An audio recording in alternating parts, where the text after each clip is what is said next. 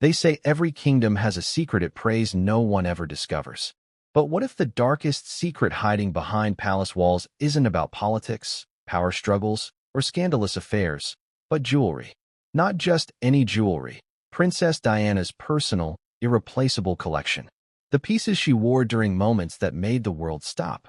The pieces that symbolized her grace, her pain, her rebellion, and her unforgettable legacy. Now imagine, just for a moment, that these sacred pieces didn't simply disappear, but were being quietly sold. And imagine who was selling them. Before we continue, please hit the like button, subscribe to the channel, and turn on the notification bell for updates. Here's a question to start your heartbeat racing. What would you do? What would any of us do if we found out the woman who replaced Diana in life was also attempting to erase her in death? That's the question Britain was forced to confront when whispers began swirling in the deepest corners of royal staff corridors. A murmur here, a rumor there, a missing brooch, a misplaced pair of earrings, a necklace temporarily unaccounted for. Most people would shrug it off as poor inventory oversight. But royal jewelry doesn't just go missing. Not in a palace where every item has a number, and a photo, and a signature, and sensors, and alarms, and a staff member assigned to check that item twice a week. So why, suddenly, were multiple pieces unavailable for verification? This wasn't a misplacement. This was a disappearance. And the moment you understand the kind of security surrounding Diana's belongings, you realize these losses weren't possible without help. Someone with access, someone with authority, someone who thought no one would dare question her. Someone like Camilla Parker Bowles. You're already wondering, could she really have done it? Why would she risk everything?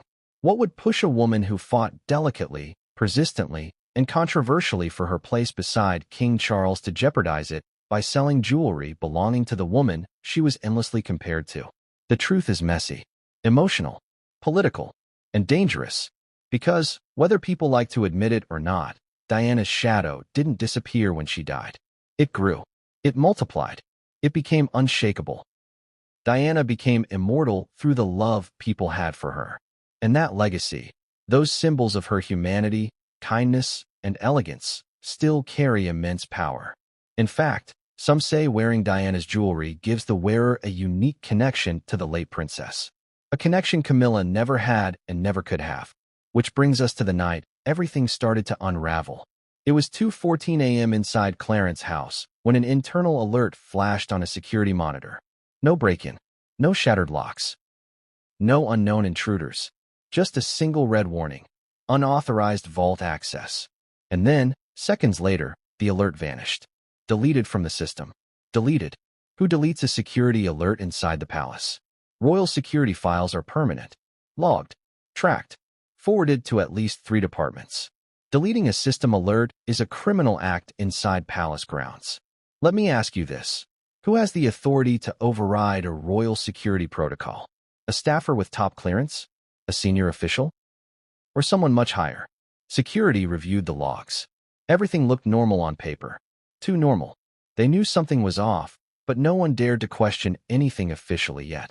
Especially when the logs indicated a known access code had been used. A code belonging to Camilla's wing of the palace. Coincidence? Accident? Technical glitch? Or intentional? But here's where things take a turn from suspicious to alarming. The next morning, when staff began their routine inspection of Diana's collection, a brooch was missing. A brooch that hadn't left the vault in years. One of Diana's favorites. The one she wore during her groundbreaking visit to Harlem Hospital. The brooch symbolizing compassion over protocol. Gone. At first, no one dared speak. No one. Because speaking up could cost you your job, or your reputation, or your ability to work in palace circles ever again. So staff whispered behind closed doors. They wondered whether it was a simple error. They prayed it was. But 2 days later, another item vanished. Vanished. That second missing item was what forced palace hands. Not because it was valuable in the financial sense, but because it was emotionally priceless. It was the diamond and pearl drop earrings Diana wore the night she confronted Camilla at that infamous 1989 party. The night she looked Camilla in the eyes and said, "I know what's going on." Those earrings meant something. They symbolized confrontation, truth, courage. Many believed Diana's decision to wear them that evening wasn't random. It was intentional. So for them to go missing was more than a problem. It was a provocation. And when Prince William was informed, something inside him snapped. Imagine it. The son who adored Diana. The boy who walked behind her coffin in front of billions. The man who made it his personal mission to protect his mother's legacy. And someone had the audacity, the arrogance, to steal from her? William demanded answers. He demanded a full audit. He demanded transparency. And that's where the real trouble began. Because King Charles wasn't eager. He wasn't relieved. He wasn't even angry. He was hesitant. Why would the monarch, Diana's ex-husband, hesitate to investigate missing jewelry belonging to the woman who changed the world? What did he already know? Those closest to the situation say Charles went pale when he heard which items were missing. As if it triggered a memory he didn't want to revisit. But things got stranger. The person who discovered the missing earrings said Camilla had acted unusually friendly the day before. Warmer. Almost overly pleasant. As though she were nervous. Tense. Trying to hide stress. Could Camilla have known they were gone before anyone else noticed? There's another twist. 2 months prior, cameras caught a nearly identical pair of earrings on the yacht of a billionaire with deep ties to UK politics. Photos leaked online for a few hours before mysteriously disappearing. Coincidence? Or a breadcrumb that someone tried to erase? And here's where the story expands into something far more calculated. A private London auction house, not one known to the public, went dark overnight. Shut down its website. Deleted its social media. Staff gone. Phone disconnected. And that same auction house had been discreetly appraising jewelry for elite clients for over 30 years. Among their known clients? Camilla. But none of this could be proven. Not yet. Because the palace thrives on secrecy. On silence. On keeping scandals inside, away from the world. They would have buried the story, denied it, spun it, erased it, if not for the one person who refused to let it go. A palace archivist.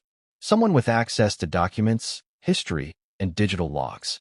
Someone who knew what pieces should be in the vault and exactly where they should be placed. Someone who had worked under Queen Elizabeth and knew the weight of responsibility. Protect what belongs to the crown. This archivist saw something others had ignored. A pattern. A list of recent inquiries about valuation certificates. Not the items themselves, just their paperwork. But the paperwork was detailed, traceable, and extremely valuable to anyone attempting to sell jewels without drawing suspicion. Who requested these documents? Camilla's personal secretary. And here the story takes an even darker turn. The archivist later received an anonymous envelope. Inside, a photograph of a velvet jewelry tray. On it, a sapphire necklace unmistakably belonging to Princess Diana. And behind the necklace stood a figure whose face was blurred, but whose silhouette was unmistakable. Camilla. Was it real? A deepfake? Manipulated? The archivist couldn't tell. But William didn't wait for confirmation. William demanded a top-level internal investigation. He gathered his closest advisors. He spoke to former private secretaries. He called in the palace intelligence team, a quiet, discreet group whose work the public never sees, but whose existence has always been rumored. And this team did what they do best. They started watching.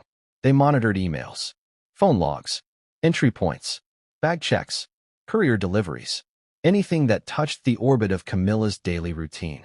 And what they found shocked even them. Camilla had been attending private meetings at a members-only club in London, a club known for hosting quiet negotiations, rare art exchanges, discreet buyer-seller introductions. Why would the future queen consort be there alone? Why would she meet with a jeweler the palace later discovered had ties to underground brokers in Monaco? Why were her trips never logged on the official royal schedule? And how did she always return with her bag visibly lighter? It wasn't just suspicion anymore. It was evidence. But there was one problem. Evidence isn't proof. At least, not until a palace maid made a mistake that changed everything. While tidying Camilla's private sitting room, the maid accidentally pulled open the wrong drawer in a lacquered chest built specifically for Camilla's personal use. Inside, she found papers, receipts, insurance forms, detailed valuation letters, and photographs, high-resolution photographs, of several of Diana's most iconic jewelry pieces. Some of the pieces were still in the vault, but others weren't. That drawer shouldn't have existed. That documentation shouldn't have been outside palace archives. That photographic catalog shouldn't have been in Camilla's possession. It was enough information to sell anything discreetly, privately, invisibly. And suddenly, the story wasn't just about missing jewelry. It was about intent. It was about someone preparing an inventory for sale. And it was about someone planning a removal strategy. Because here's what was most chilling. The valuation dates weren't recent. Some went back years. Which means this wasn't impulsive. This was systematic. Planned.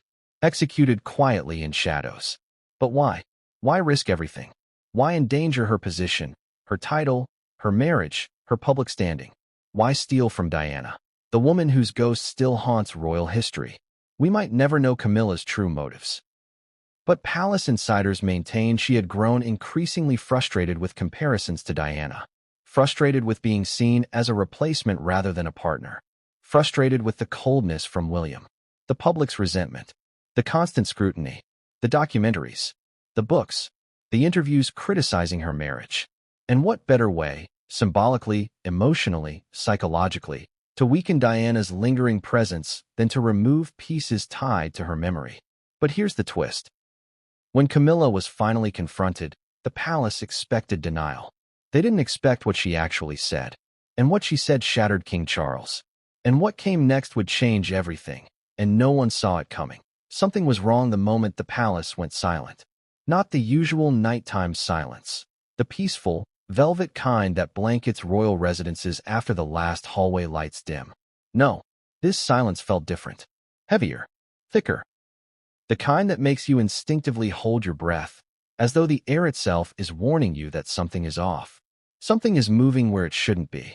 It happened at exactly 2:14 a.m., and it started with a sound only one person heard. A low metallic click. Not loud, not sharp, just soft enough for a single security officer sitting inside the monitoring room of Clarence's house to straighten his posture. He didn't know why it bothered him. Doors click all the time. Temperature shifts.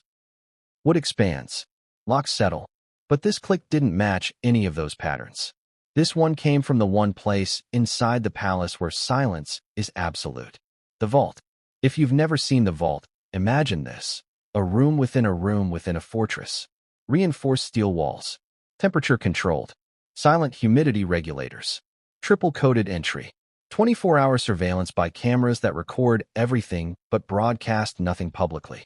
And no one, absolutely no one, accesses that room after midnight unless there is a scheduled transfer or emergency procedure. That night, neither was scheduled. The security officer squinted at the small red indicator blinking on screen. Second-tier magnetic seal shift detected. It wasn't an alarm. Not yet. Just a whisper that something structural had moved. He reached for the intercom to request verification when the second indicator appeared. Vault access code recognized. Recognized. At 2:14 a.m. This was impossible. No one with vault clearance was inside the building. William was at Adelaide Cottage. Charles was asleep upstairs. Kate was at home with the children. Senior archivists had clocked out hours earlier. Jewelry staff were off-site. So whose code was used? The officer tapped the screen, pulling up the log. And then he froze. The access code belonged to someone in Camilla's wing. But before he could radio for confirmation, the indicator blinked again and then disappeared. Entirely. Vanished from screen as if the system had rewound itself. No access log. No seal shift. No timestamp. Nothing. The screen returned to normal surveillance mode. That wasn't possible. Logs cannot be deleted once generated. Not even by senior staff. They can be locked, flagged, exported for review. But erased? Never. The system wasn't built that way. Unless someone manually manipulated it. And only a handful of people had that authority. But here's the chilling part. None of those people were supposed to be awake. The officer felt something cold crawl up his spine. He could alert his supervisor. But then what? If it was a glitch, he'd be reprimanded for alarmism. If it wasn't, he'd just alerted whoever erased the logs that someone had noticed. He waited, listened, watched the monitors. The vault camera feed showed only stillness. Darkness. The faint glow of the temperature panel. No movement. No sound. But the officer couldn't shake the feeling that something had entered that room. Or someone. He picked up the phone once, twice, 3 times. Put it down each time. He wasn't new to palace life. He knew what happened when people asked the wrong questions. So he did what palace workers have done for centuries. He stayed quiet. and prayed he wasn't witnessing the beginning of a scandal. But the vault wasn't quiet. Inside, something, or someone, had indeed moved. Because the next morning, when the sun rose over the gardens outside Clarence's house, when staff began their routine duties, when the palace resumed its elegant hum of controlled perfection, the first sign of trouble emerged. A missing brooch. The brooch wasn't simply misplaced. Royal jewelry doesn't get misplaced. It is catalogued, scheduled, preserved. Every piece is in a specific velvet slot. Always. Any deviation sets off an automatic review. But that morning, the brooch wasn't in its place. It wasn't in the vault tray. It wasn't in the temporary display drawer. It wasn't signed out. It wasn't anywhere. A brooch that belonged to Princess Diana was simply gone. No explanation. No signature. No authorization. Gone. The staff member who discovered it went pale. She checked the tray 3 times. Then a 4th. Then checked the vault's interior logbook. Then checked previous entries. Panic rose in her chest, but she knew better than to scream or react. Instead, she locked the vault, walked calmly to the supervisor's office, shut the door, and whispered the words no one had heard in that palace for years. There's something missing. The supervisor didn't look surprised. That was the first clue something bigger was happening. He didn't lean forward, didn't widen his eyes, didn't ask which item. He simply nodded, closed his folder, exhaled slowly, and said, "Which one? Which one? Not, are you sure? Not, that's impossible. Not, we need to check again. Which one?" The supervisor already knew something was wrong, or he suspected it. When she told him it was the brooch Diana wore on her historic Harlem hospital visit, he closed his eyes. Then he whispered, "Not again." Again? How many agains had there been? Before she could ask, he stood up quickly, locked the office door, and said, "We need to keep this contained." Contained. As if the disappearance of a royal artifact was a spill on a carpet. That's when she realized something much larger was unfolding behind closed doors. Something staff weren't supposed to talk about. Something that had been happening quietly, slowly, carefully. A pattern. But before she could ask for clarification, he changed the subject entirely. "We'll mark it as undergoing maintenance. I'll handle the paperwork." Paperwork. Paperwork meant covering tracks, erasing timestamps, adjusting inventory, justifying anomalies. And that's precisely what he did. The brooch was officially recorded as under inspection. Not missing, not stolen, not transferred, just being examined. A lie disguised as protocol. But the truth always finds cracks to slip through. 2 days later, another staffer checked the vault. And this time, the missing item wasn't just any piece. It was deeply symbolic, emotionally loaded. A pair of pearl and diamond earrings Diana wore on multiple occasions, including the night she confronted Camilla at that infamous party. The night she told Camilla, "I know what's going on." Those earrings were iconic, precious, beloved, and they were gone. Now silence couldn't save anyone. The staffer reported it immediately, and this time, the reaction wasn't calm professionalism. It was panic. Whispers spread in the hallways. People made sure doors were closed before speaking. Staff avoided eye contact. A sense of dread seeped through the building. 2 items missing in less than a week. Both belonging to Diana? That wasn't an error. That was a pattern. And patterns mean intent. Meanwhile, the head of security received an internal message from the previous night's officer, the one who had witnessed the erased vault alert. He had sent it privately, cautiously, only after the second missing item was confirmed. The message was short, but devastating. Vault access occurred at 2:14 a.m. Log deleted. Access code linked to Camilla's wing. That was the moment security realized the palace was on the brink of something catastrophic. Because if Camilla had accessed the vault, that meant one of 3 things. She entered alone. She entered with someone else.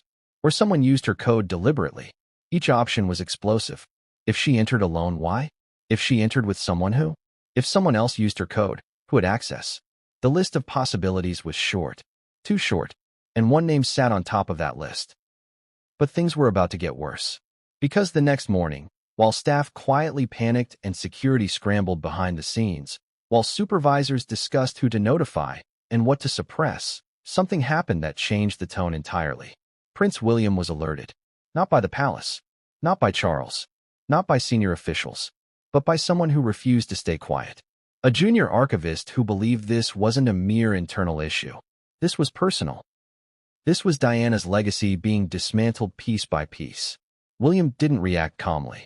He didn't nod politely. He didn't request a meeting. He reportedly slammed his palm on the table, stood up so forcefully his chair knocked backward, and said, "Not again. Not this. Not her." He demanded a full inventory review. Immediately. Not next week. Not tomorrow. That hour. He wanted the vault reopened. He wanted logs checked. He wanted every single piece of Diana's jewelry accounted for. And he wanted to know, right now, why the palace had hesitated to inform him. There were no good answers. But there was one terrible truth. When William arrived at Clarence's house, he didn't walk. He stormed. He didn't ask questions. He demanded them. The air shifted around him. Staff flattened themselves against walls to avoid his line of sight. And when he reached his father's office, he didn't knock. He just entered. Charles looked up, startled but not confused, almost expectant, as though he had been dreading this moment. And William said the words Charles never wanted to hear. "What else is missing?" Not "is something missing?" Not "do you know what happened?" But "what else is missing?" As if William already knew. His father had known something long before he said it. Charles's reaction said everything. He didn't deny it. He didn't feign confusion. He didn't blame staff. He just closed his eyes and whispered, "It's complicated. Complicated." The word people use when they're hiding something. William's voice reportedly rose, not in shouting, but in disbelief. "This is Mum's jewelry. How long have you known?" Charles opened his eyes and looked at him. And that's when William realized something horrifying. His father wasn't shocked that jewelry was missing. He was shocked it had come to William's attention. That meant Charles had known, or at least suspected, or worse, had been warned. But the most devastating realization came moments later when William asked the question that would define the rest of this investigation. Who had access to the vault this week? Charles didn't answer immediately. He hesitated. And in that hesitation, William saw truth, saw guilt, saw fear. And when Charles finally spoke, the name he uttered was the last one William wanted to hear. A name that would ignite the largest internal royal investigation in years. A name that would divide the family. A name that would revive Diana's shadow. But what came next would change everything. And no one saw it coming. There's something almost sacred about jewelry when it carries memory, power, and emotion all at once. Not just any jewelry. Diana's collection wasn't merely gold and diamonds. It was history, it was defiance, it was heartbreak, it was triumph. Each piece told a story, each clasp held a secret, and each stone sparkled with a memory that no one could replicate. Let's start with the sapphire set. You know the one, the iconic engagement ring that became a global symbol of Diana's love story. But beyond the engagement ring itself, Diana's sapphire and diamond jewelry represented something deeper. Continuity, elegance, and a personal signature that made the world stop and stare. Imagine her wearing those pieces at her first official engagements, feeling the weight of expectation, yet radiating her own power. Now imagine someone using that same power, not for her memory, but to line their own pockets. But the sapphire set was only the beginning. There were the butterfly earrings. Small, delicate, almost invisible to the casual eye. But to Diana, they were symbolic of metamorphosis. Diana had worn them on nights that mattered, charity galas, private dinners, moments of personal significance where she demonstrated courage in the face of scrutiny. These weren't just earrings, they were statements. And yet, when they began disappearing, the weight of the betrayal wasn't just financial. It was emotional, almost cruel. Then there was the emerald choker. It wasn't flashy by royal standards, but it was Diana. Green stones reflecting light like the calm before a storm, a subtle nod to her individuality and taste. Wearing it, Diana seemed untouchable, regal in a way that wasn't imposed but earned. The emerald choker disappeared one morning under mysterious circumstances, leaving behind nothing but whispers. The tank watch, simple yet elegant, had an understated charm. Many dismissed it as minor in the grand spectrum of royal bling, but Diana had chosen it with intention. It reminded her of time's fleeting nature, of the importance of moments. The thought that it could be sold, traded, or flaunted elsewhere without her consent sent chills down the spines of those loyal to her memory. You see, the tragedy isn't just that someone wanted the jewels. The tragedy is that the items held personal weight, public sentiment, nostalgia, emotion. These weren't merely artifacts. They were pieces of Diana's soul. And as each piece disappeared, it left a ripple that extended far beyond palace walls. Staff began whispering about the anomalies. Royal insiders started noticing patterns. Pieces that had never been lent, displayed, or moved were suddenly misplaced. Inventory logs were questioned, then scrubbed. And every time someone tried to track them, they ran into a wall of explanations that didn't add up. Here's a surprising fact. Diana's jewelry was insured individually, not as a collection. Each piece carried its own valuation, historical records, and documentation. This meant that if something went missing, tracking it was relatively straightforward, but also extremely incriminating for anyone trying to cover it up. The audacity, then, of removing these pieces was staggering. Whoever did it had either extreme confidence or extreme recklessness, or both. Now, think about William. His connection to each piece is deeply personal. The sapphire set, for example, wasn't just a ring. It was his mother's story, her love, and the public narrative he'd grown up protecting. Every piece stolen wasn't just a financial loss. It was a violation of trust, a wound reopening. And William's heartbreak wasn't merely symbolic. It was raw, personal, and palpable. Meghan Markle, too, had noticed subtle shifts in palace protocol. She'd seen some pieces relocated under the guise of maintenance or cleaning, always under the direction of Camilla's trusted aides. At first, it seemed benign. A precaution, a minor change. But as the days progressed, patterns emerged. Pieces were missing, moved without proper documentation, sometimes appearing in locations with no logical explanation. And that brings us to the most shocking piece of all, the diamond and pearl drop earrings from that infamous 1989 party. Diana had worn them that night to confront Camilla directly. They were more than accessories. They were symbolic weapons. Every time Camilla saw those earrings, she was reminded of the moment she'd been exposed, of the challenge she'd faced, of the power Diana still wielded even in her absence. And yet, those earrings vanished. Removed from the vault. Removed from sight. Removed from history. Do you see the pattern yet? The more iconic and emotionally weighted the piece, the more targeted the theft. Sapphire, emerald, pearls. Items that carried personal, historical, and symbolic significance were being removed first. Coincidence? Unlikely. Pattern? Definitely. And when patterns intersect with intent, you have a recipe for betrayal on a scale that shakes foundations. But why? Why would anyone, especially someone so close to the monarchy, risk everything by interfering with Diana's legacy? Here's where palace politics enters the picture. Camilla had lived decades in the shadow of Diana's public image, constantly compared, criticized, and scrutinized. Every public appearance, every media story, every affectionate glance from Charles toward Diana's memory, it was a reminder of the person Camilla would never be. The jewels, symbolic as they were, represented another layer of that comparison. Removing them, selling them, it wasn't just greed. It was assertion. It was reclaiming power. It was a twisted form of rewriting history. Now, add another layer, the staff. The loyal aides who had worked under Diana for years, who had memorized the placement of every brooch, earring, and necklace. Their faces when pieces started disappearing. The way they glanced nervously down corridors, wondering if someone was watching, if someone was listening. Imagine the tension. Every handshake, every smile, every instruction laced with suspicion. And consider the public, too. Millions of people worldwide obsessed with Diana's memory. A missing brooch isn't just news, it's sacrilege. People had emotional stakes in these pieces.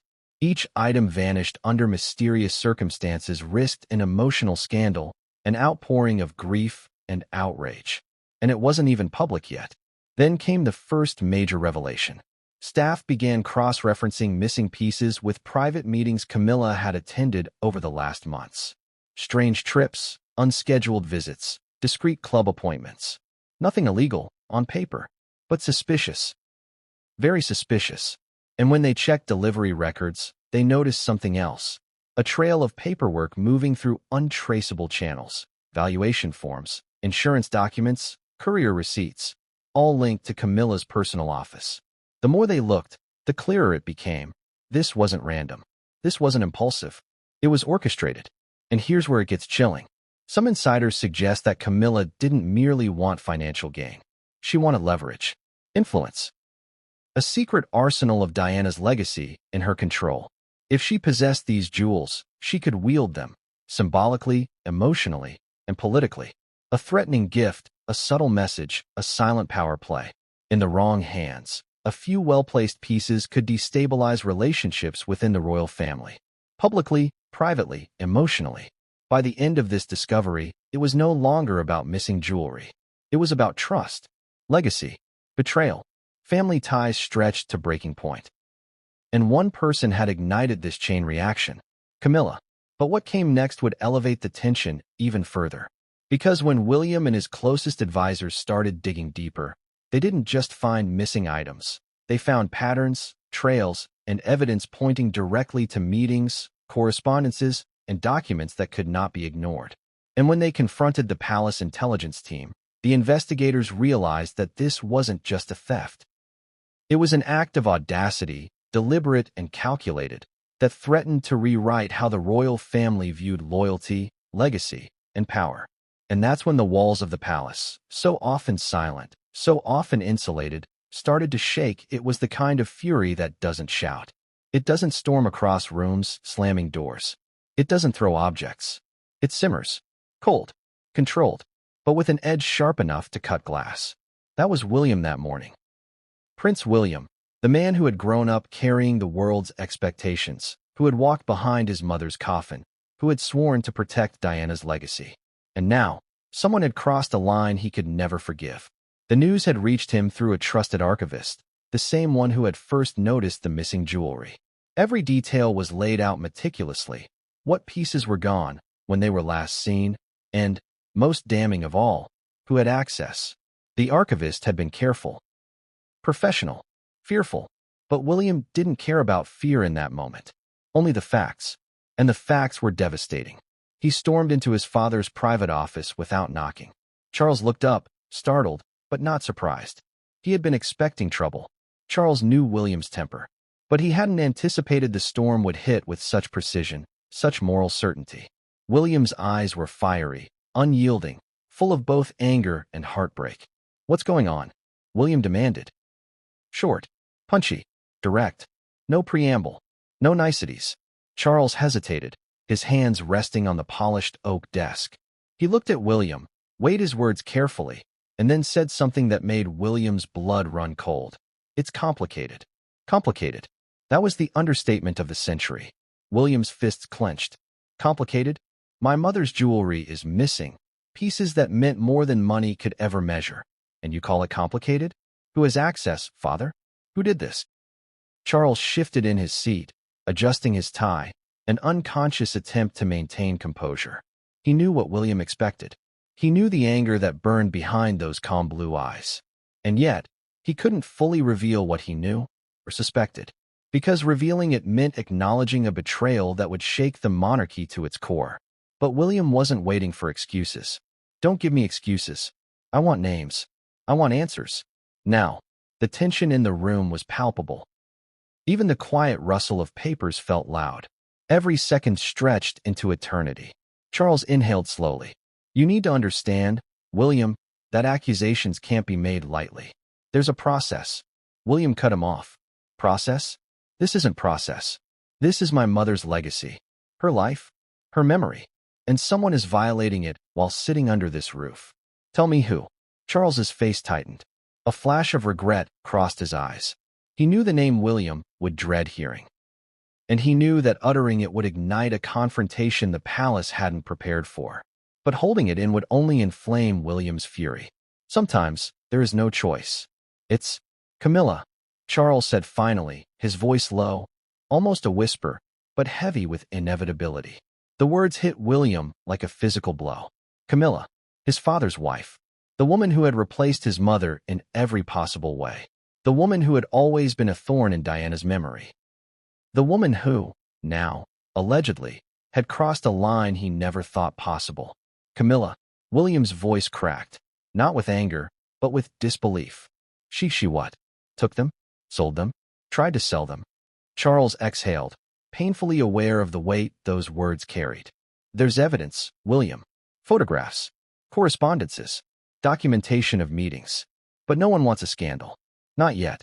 They fear what this could mean if it goes public. William's mind raced.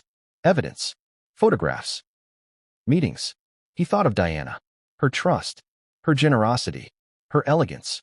And now, the very jewelry she wore to symbolize her life, her triumphs, her trials, were in jeopardy, possibly pawns in Camilla's pursuit of something he could barely comprehend.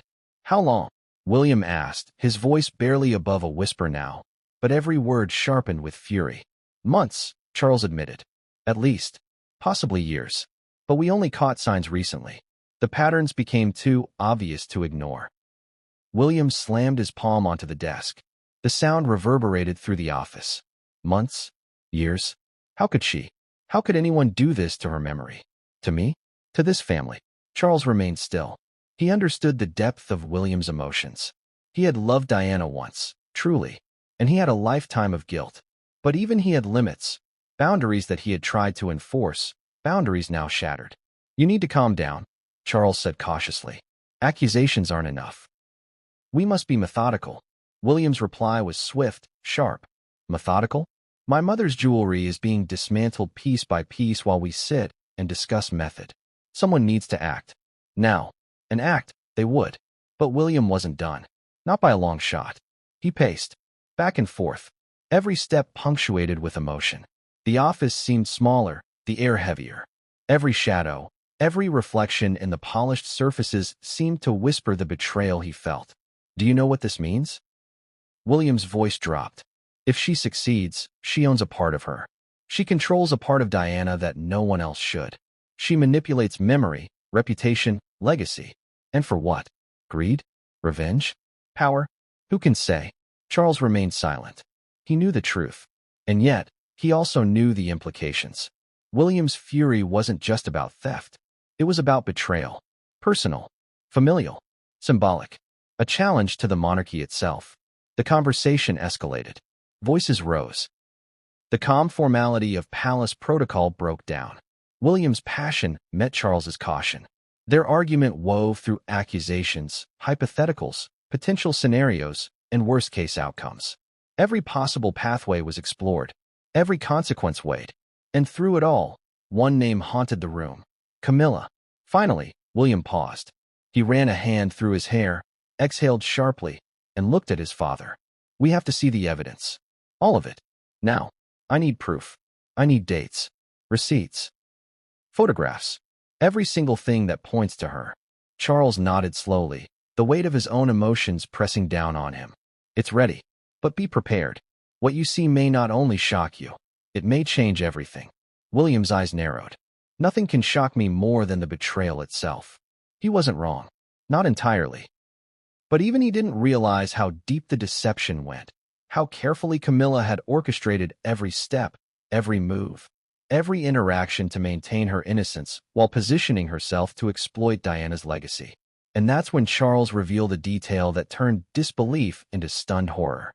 The first piece of Diana's jewelry to disappear, the brooch from her Harlem hospital visit, had been moved before anyone even knew it was missing. Camilla had accessed the vault at night, using codes only available to her. Alarms were triggered and then quietly erased from the system. A pattern of planning, execution, and manipulation revealed itself, leaving William to comprehend the audacity, the cold calculation, the depth of betrayal. His mother's memory, her legacy, her jewelry, and the woman standing at the center of the storm was Camilla, silent, strategic, untouchable on paper. And yet, William's resolve hardened. The confrontation had exposed the truth. It had illuminated the path forward. And now, palace investigations would begin, unraveling a web of deception carefully woven over months. But the tension between father and son, between loyalty and duty, between anger and reason, had only begun to define what would become one of the most dramatic internal royal crises in decades. The stage was set. The players were in motion. And the first step toward revealing the full scope of the scandal had been taken. But what came next would escalate beyond missing jewelry, beyond betrayal, beyond personal anger. The palace was about to witness something unprecedented, something shocking, something that would leave no one untouched. When the palace security team traced the missing jewelry, they discovered something that made even the most seasoned investigators stop in their tracks. Every trail led outward. Out of Clarence's house, out of London, into the shadowy, carefully guarded world of private collectors and secret auctions. And at the center of it all was one name whispered quietly among insiders, a mysterious buyer. The first hint of this buyer emerged when auditors reviewed financial records connected to the jewelry's insurance policies.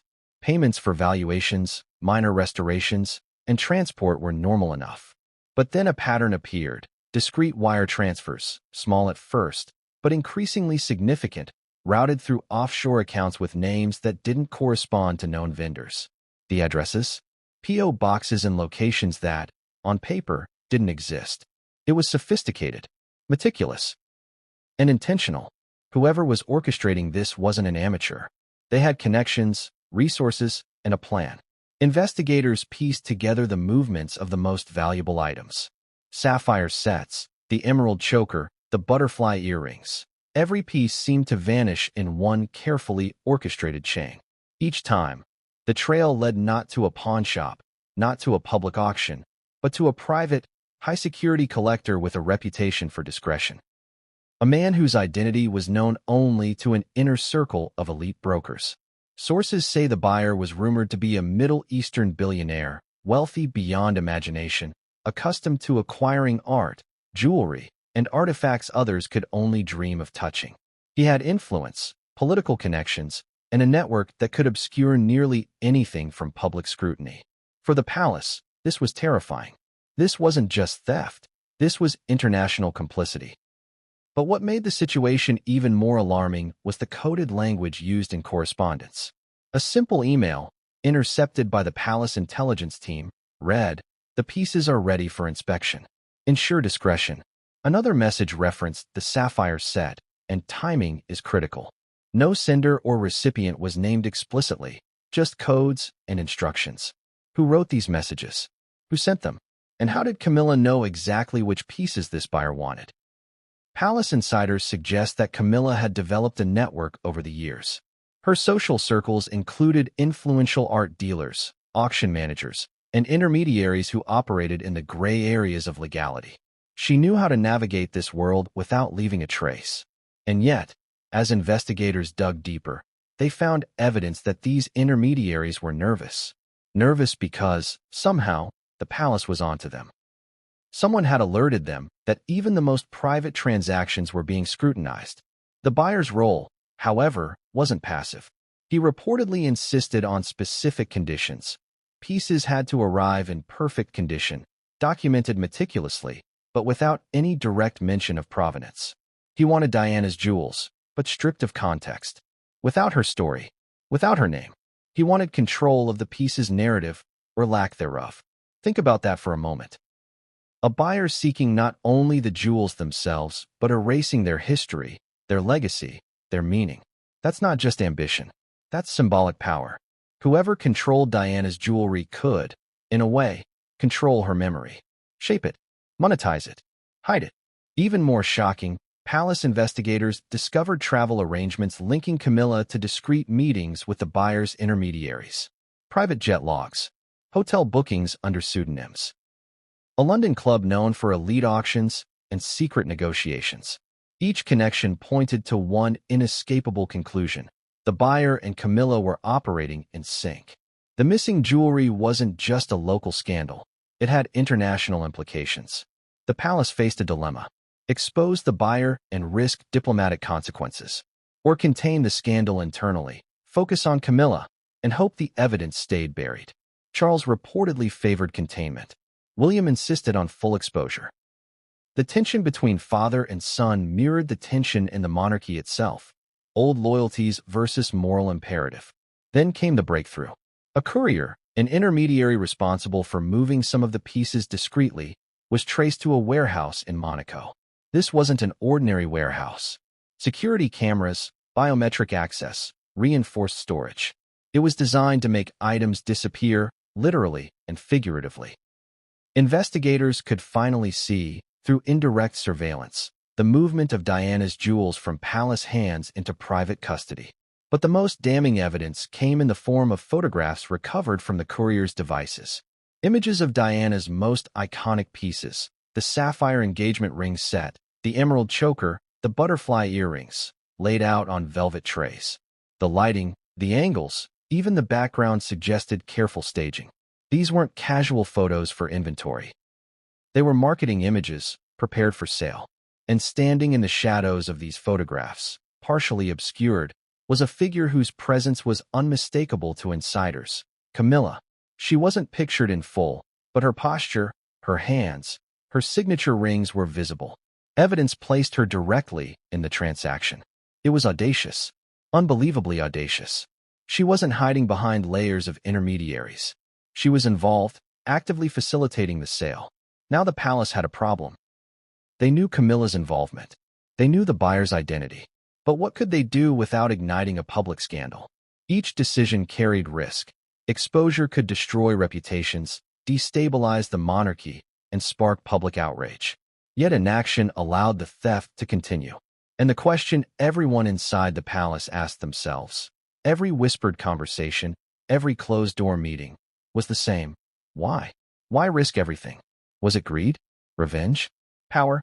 Or something more personal? Investigators began to notice a chilling pattern. The buyers seemed to prefer items with the deepest emotional resonance. The sapphire set wasn't just valuable, it was iconic. The emerald choker wasn't just elegant, it was deeply personal. The butterfly earrings weren't just jewelry, they symbolized transformation. Whoever requested these items knew exactly what they represented, and whoever provided them did too. The story wasn't simply about missing jewels anymore. It was about power, manipulation, and control. It was about someone daring to exploit the legacy of a beloved princess for personal or financial gain. And as the palace braced for the fallout, an unexpected development occurred. A second series of photographs emerged, showing pieces already en route to the buyer's location. Receipts, courier codes, and encrypted communications left a digital footprint. Someone inside the palace had leaked them. Or perhaps they had been discovered by the palace intelligence team. Either way, it made the buyer nervous. The palace had leverage now. The buyer, previously untouchable, was suddenly vulnerable. And Camilla? Her role was now undeniable. Every attempt to maintain plausible deniability crumbled under the weight of evidence. The tension escalated. William, now fully aware of the stakes, realized that this wasn't just about jewels. It was about loyalty, betrayal, and the very integrity of the royal family. Every step he took, every move he made, was guided by one thought: protect his mother's legacy at all costs. But the buyer wasn't finished. Even as investigators closed in, he continued to issue instructions through intermediaries. Payment schedules, delivery confirmations, specific storage requirements. Each directive increased the urgency, the risk, the tension within the palace walls. And as night fell over Clarence House once again, the palace realized something terrifying. The story was far from over. The buyer's involvement had opened a door, and once that door was open, no one could predict who or what would come through next. One thing was certain: the theft of Diana's jewelry was no longer just a palace scandal. It had become a game of international stakes, a battle of wits, a test of loyalty and cunning. And at the center of it all was Camilla. But what she planned next would escalate the drama beyond missing jewelry, beyond betrayal, beyond anything the royal family had ever faced. The palace corridors have ears. Not literally, of course, but the walls of Clarence House, Kensington, and other royal residences have long been silent witnesses to whispers, secrets, and schemes. And on that fateful stretch of time, the corridors began to carry a pattern that led directly to Camilla. It began innocuously, at first. A late-night trip to a private members' club in central London. A place known to few, attended by fewer. The kind of club where high-profile figures meet discreetly. No cameras, no public announcements. Just dark-paneled rooms, quiet conversations, and deals that never appear in any social column. Camilla's presence there was unusual. Staff noted it. Subtle movements were recorded, her driver arriving late, her entourage keeping distance, security checking in at the door with extra scrutiny. What could a future queen be doing at a place known for secrecy and private auctions? Investigators reconstructed her movements using the logs of her personal staff, cross-referencing them with independent surveillance. They discovered repeated trips, each one meticulously timed and scheduled in ways that allowed no overlap with official royal duties. No oversight, no prying eyes, just controlled, calculated secrecy. At first, the palace intelligence team thought it might be routine. Private charitable meetings or discussions regarding estate management. But as they pieced together phone records, emails, and movement logs, a darker picture emerged. Camilla wasn't attending charity meetings. She was attending private negotiations, often with the same intermediaries traced to the mysterious buyer identified in Chapter 4. One of the most revealing discoveries was a series of encrypted emails. Sent late at night, never directly to a person, but routed through multiple servers and intermediaries. Subject lines were vague: inventory ready, inspection scheduled, secure transfer confirmed. Yet the content, once decrypted, revealed exact instructions on which pieces were to be moved, how they were to be packaged, and where they should be sent. But here's the twist. The instructions weren't signed, but investigators recognized the writing style, the subtle quirks in language. Phrases Camilla had used in previous official communications, turns of speech only she employed. The evidence was circumstantial, but compelling. Then came the most damning revelation. Surveillance footage, pieced together from multiple locations, showed Camilla entering the club alone one evening, her posture deliberate, her movements precise. Within the room, a jeweler with known connections to offshore auctions and private collectors waited. Documents changed hands. Small, secure packages exchanged without fanfare. Nothing about it was public, but the palace team was able to confirm through multiple angles that Diana's pieces were involved. Palace insiders reported that the meetings were designed to be invisible, with Camilla taking every precaution to avoid detection. Staff were instructed to confirm appointments only verbally, never in writing. Couriers were briefed to use pseudonyms. Even the security team was unaware of the specific contents of her visits. It wasn't just about discretion, it was about control. By managing the transfer of pieces herself, Camilla ensured that she alone had authority over their movement. No one else could interfere. No one else could question her. And yet, the implications were catastrophic. She was in possession of items that weren't hers, items that symbolized someone else's life, someone else's legacy. Investigators also found that Camilla had been keeping meticulous records, not in official palace files, but in her private suite. Hidden drawers contained receipts, valuations, and photographs of the jewelry. Each piece was cataloged, assessed, and prepared for transfer. It was more than simple ownership. It was planning, foresight, orchestration.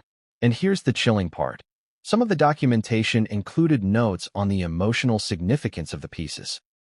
One note referenced the emerald choker and its importance in public appearances.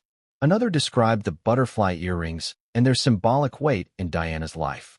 Whoever prepared this wasn't careless. They understood what each item represented, not just financially, but emotionally. Staff members who stumbled upon the records described feelings of shock, disbelief, and even fear. Some wept quietly, knowing that implicating Camilla could end their careers. Others were paralyzed, unsure whether to report what they saw. Every instinct in them told them that exposing these secret meetings would be explosive, and yet, the evidence demanded action. The palace intelligence team, after reviewing all gathered data, concluded that Camilla's involvement wasn't spontaneous. It wasn't impulsive. It was methodical, calculated, intentional. And the meetings weren't one-offs. They were regular, structured, and clearly part of a larger plan. The implications were staggering.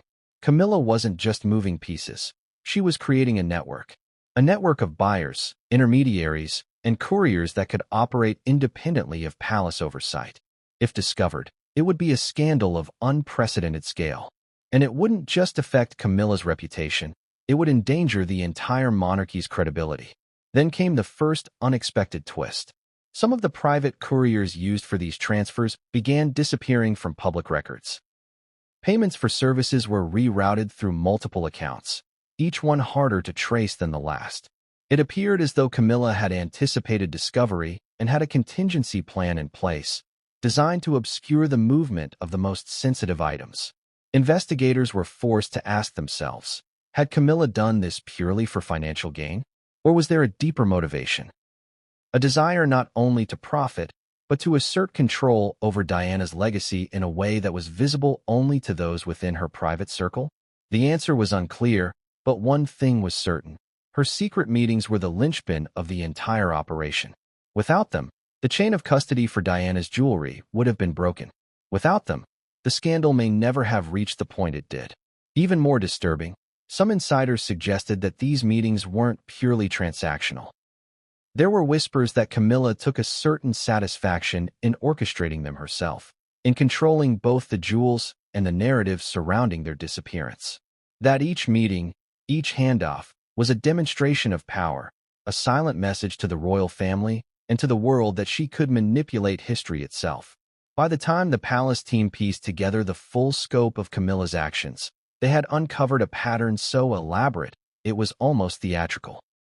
The secret meetings, the precise timing, the selection of intermediaries, the careful handling of emotionally charged pieces, all of it pointed to a plan executed with ruthless efficiency.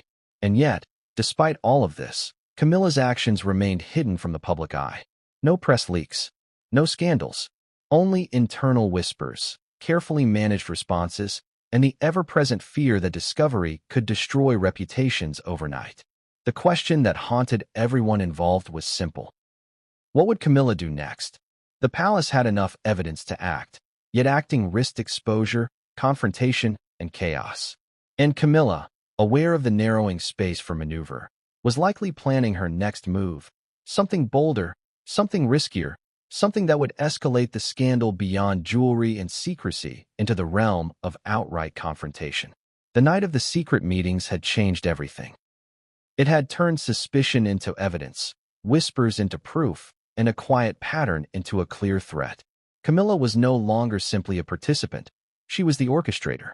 And what came next would push the palace to the edge, forcing every member to confront the betrayal head-on, and leaving the future of Diana's legacy hanging in the balance that in every palace. There are spaces meant to be private. Locked drawers, hidden compartments, secret cabinets. Places where personal effects, sensitive documents, and precious items are kept away from prying eyes. They are the invisible layers that protect both the monarchy and its secrets. But sometimes, it's in the unlikeliest of places that a truth too big to ignore is discovered. And that truth often comes by accident. It began with a routine assignment. A maid, long trusted by palace staff, was tidying Camilla's private suite. Her hands were gloved, her movements careful, trained over years of knowing what could and couldn't be touched. The suite itself was understated, luxury restrained by taste rather than excess. A delicate sofa, a polished writing desk, a small selection of personal artifacts. Nothing screamed opulence. Nothing drew attention. And yet, as she organized, she noticed a drawer slightly ajar, a drawer that had never been opened during her tenure. Curiosity mingled with instinctive caution. The drawer was lacquered wood, polished to a deep, reflective shine, and designed with hidden grooves that made it almost invisible when closed. The label on the side simply read, "Personal papers." The maid hesitated. One part of her mind screamed to close it and walk away. Another urged her to glance inside. With a deep breath, she lifted the drawer. What she saw made her gasp. It was a collection of papers, meticulously arranged, each sheet bearing documentation that should have never existed outside official archives. Valuation certificates, receipts, detailed insurance forms, and photographs, high-resolution images of Diana's most iconic jewelry pieces laid out with the precision of a professional catalog shoot. Some pieces were still in the vault, but others, pieces that had been reported missing, were accounted for here. Not physically, of course, but in the records. In photographs. In detailed notes. Every item had a notation about its condition, history, and suggested buyer. The handwriting, the phrasing, the organizational style, every detail pointed toward a single orchestrator. The maid's heart pounded. She understood immediately the significance of what she had uncovered. She backed away, gloved hands trembling. The drawer contained evidence of deliberate planning, of methodical intent. Someone had prepared these documents not for record-keeping, not for charity, not for safe storage. Someone had prepared them for sale, and that someone's initials were unmistakable. Camilla. The realization sent a shiver through her. She had seen the Duchess of Cornwall operate for years, observed her routines, her meetings, her interactions with staff. But this was audacity on a level she could never have imagined. Camilla wasn't just moving pieces. She was orchestrating their disappearance, their documentation, and their eventual placement into the hands of a buyer, while maintaining plausible deniability. The maid knew she had a choice: close the drawer and pretend she hadn't seen anything, or report it to someone who could act. She hesitated, aware of the risk. Reporting could mean career destruction, or worse, retaliation from someone who had long navigated palace intrigue with precision. But loyalty to the late Princess Diana, and perhaps to her own conscience, won. She discreetly photographed the contents of the drawer, careful not to disturb anything, and delivered the images directly to William's trusted archivist. The archivist, upon reviewing the photographs, was stunned. Every piece of evidence corroborated suspicions that had been circulating among the intelligence team. The jewelry wasn't just missing. It was part of a carefully planned, well-documented, and executed scheme.